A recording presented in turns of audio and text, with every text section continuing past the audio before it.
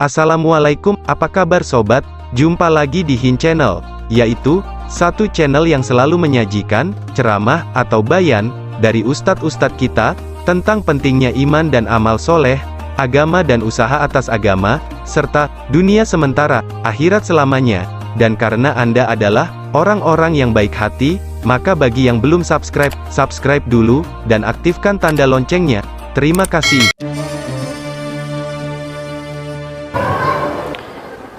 Waalaikumsalam warahmatullahi wabarakatuh. Mohon maaf, mungkin ini tidak sesuai dengan tema. Saya ingin bertanya tentang sahabat kita, jamaah tabligh atau jamaah khuruj, yang keluar berdakwah 3 hari dalam sebulan, 40 hari setahun, dan 4 bulan seumur hidup. Pendirinya adalah Muhammad Ilyas. Rujukan kitab mereka adalah buku Fadilah Awal. Baik, pendiri mereka, apakah yang mereka kerjakan itu ada dalilnya? Antum ikuti dulu. Ya, ada kiai dari Lasem, masya Allah, orangnya saleh, baik ya, dan luar biasa tawadhunya. Namanya Kiai Haji Abdul Qayyum. Masyarakat sekitar mengenal dengan Gus Qayyum. Ya, saya bersilaturahim.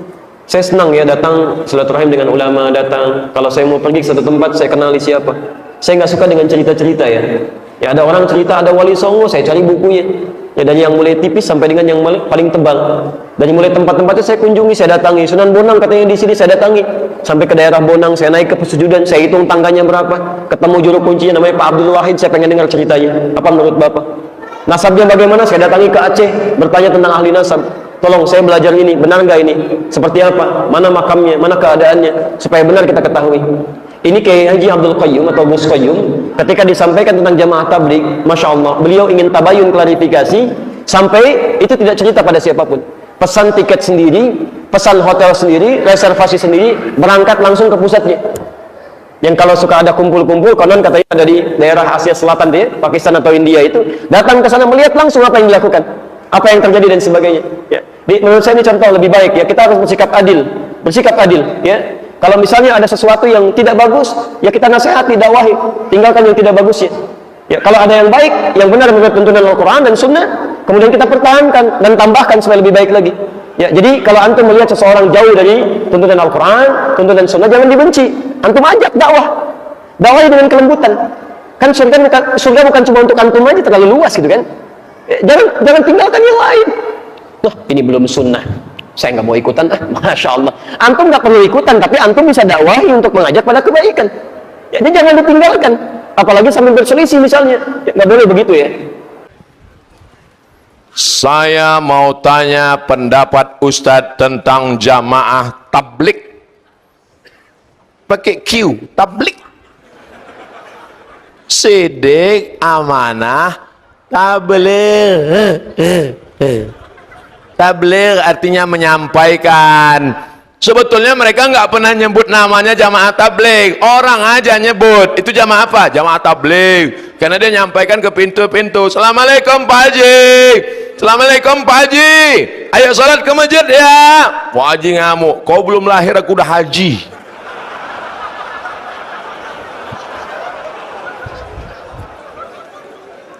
Abdul Somad datang kemari, disambut bupati, disediakan speedboat, dijemput di airport, ada tim yang mengawal. Jamaah tabligh datang sendiri, tidak ada yang nyambut, datang tak dijemput, pulang tak diantar. Tapi bukan jelangkung. Mereka lah yang sesungguhnya mengajak orang ke jalan Allah lillahi.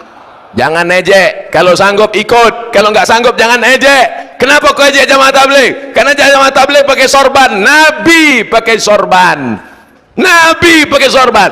Jamaah tabligh pakai jenggot, Nabi pakai jenggot. Jamaah tabligh pakai jubah, Nabi pakai jubah.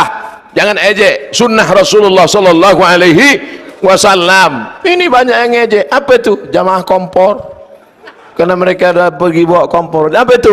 Jamaah KUPJ, kelompok Ustadz panjang janggut.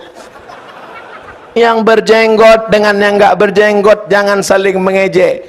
Aku ngeliat ente jika jenggot ini kayak kambing gitu. Aku kambing, kau anjing gitu. Hancur nih Abdul datang. Kalau anjing sama kambing kelahi, yang ketawa babi.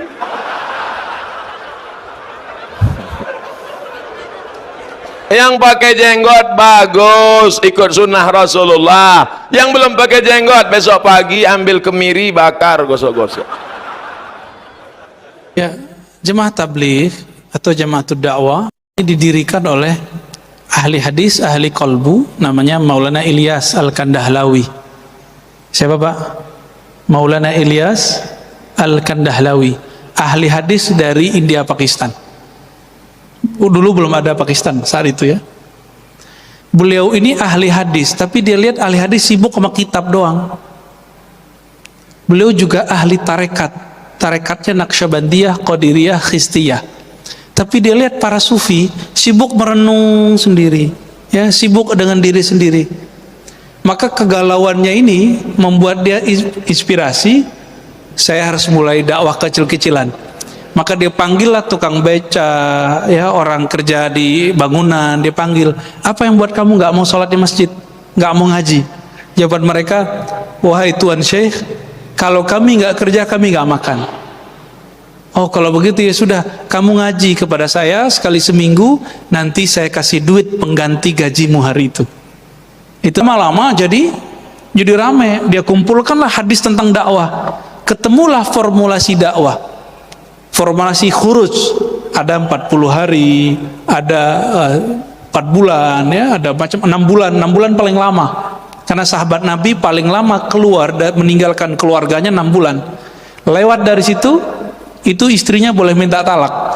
Tapi orang jemaah tabligh enggak tuh ya, perempuan-perempuannya disebut masturah, itu sangat militan, dahsyat sekali. Itu suaminya kalau udah cinta dunia ditendang-tendang sama bininya, lu khuruj gitu. Kalau kamu pergi sana, ya, cari dulu cinta kepada Allah. Kita kembali ke kisah Sayyidina Ali dan Muaz. Apa kata Nabi? Ya Ali, pergilah kamu berdakwah ke ahli kitab yang ada di Yaman, ya, selatannya Arab. Lalu Nabi mengatakan, ud'uhum ilallah, ajaklah mereka mengenal ma'rifatullah, mengenal Allah. Lalu di kalimat pertengahannya, fa'idha arafu, ya, fa'idha arafuhu atau arafullah, apabila mereka telah bermakrifat mengenal Allah, maka ajarkan mereka sholat. Jika mereka sudah sholat, ajarkan mereka zakat. Begitu. Ada yang disebut tadarruj, berdakwah dengan cara bertahap. Jadi jangan ajak sholat Pak, orang-orang bilang aja, ke masjid ya, silaturahmi gitu, ngumpul-ngumpul, makan-makan bareng. Kan makan ala jemaah tabligh itu nikmat sekali Pak, walaupun ditebar di plastik atau di nampan. Kata orang sih jorok, tapi menurut saya itu kok nikmat gitu. Mungkin berkah tangan ya, wallahu alam.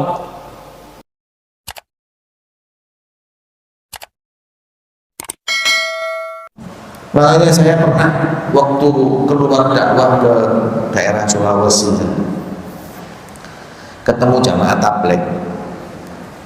Jamaah tabligh itu kan masya Allah, kadang-kadang itu bisa masuk pasar, ngajak orang ke masjid. Mereka punya kelebihan.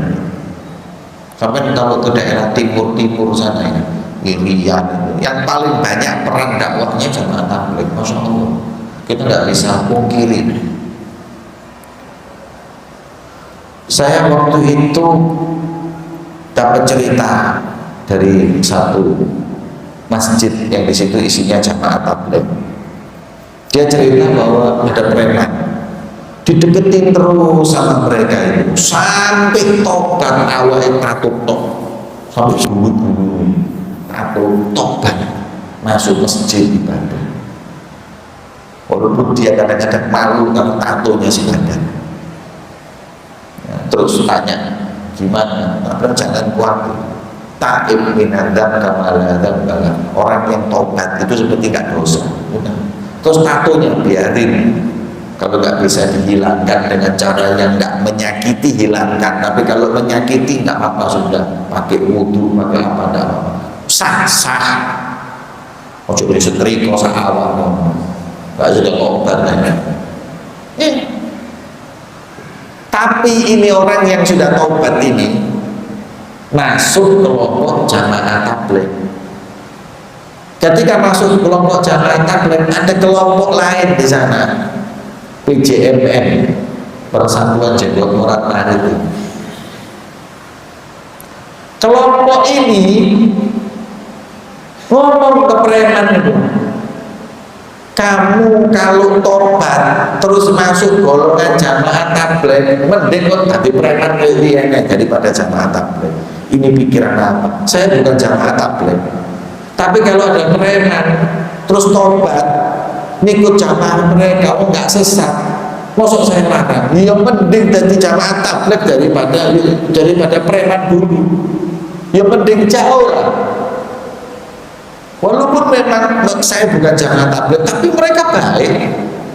Oh, saya lihat jamaah tabligh itu kan cuman akidahnya sama kita sebagian, ibadahnya sama, hanya mereka itu punya spirit dakwah yang lebih. Yang harus 40 hari, kadang harus ke Pakistan atau ke India, harus ini, harus kumpul dengan golongan mereka. Saya kira jamaah tabligh itu metode nyampein Islam. Ya udah biarin. Ada orang tanya gini ke saya, Habib, gimana itu jamaah tabligh itu? Kenapa? Ninggalin anak istrinya 40 hari loh. Kadang ada yang 4 bulan ninggal anak bojone. Dakwah sana sini gimana? Ya gak apa-apa. Loh, nah terus gimana tuh? Kan haram. Nah, kalau tidak dikasih nafkah, haramnya tidak kasih nafkah, bukan perginya. Kalau nggak kasih nafkah, masih haji haram. Anda berangkat haji, anak nggak dinafkahi, haram. Masalahnya itu tidak memberi nafkah. Tapi kalau pergi 4 bulan, 40 hari anaknya dikasih nafkah, ya tidak apa-apa.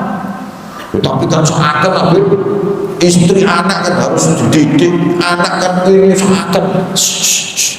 Oh ini akan jatuh.